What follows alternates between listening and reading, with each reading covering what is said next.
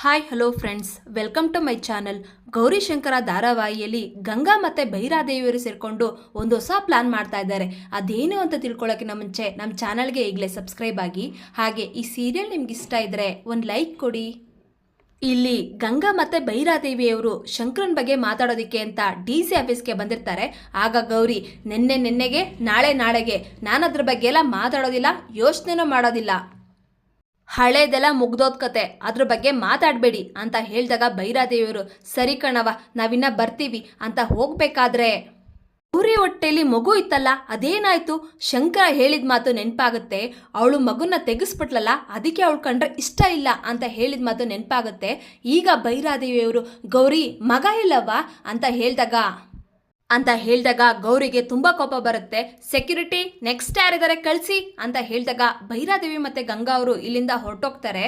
ಈಗ ಭೈರಾದೇವಿಯವರು ಮನೆಗೆ ಬಂದು ಗಂಗಾ ಆ ಮಗ ಇನ್ನೂ ಬದುಕದೆ ಅನ್ನೋ ವಿಷಯ ಗೊತ್ತಾಗಿ ಭೈರವ ಮತ್ತು ಗೌರಿ ಒಂದಾಗ್ಬಿಟ್ರೆ ಏನವ ಮಾಡೋದು?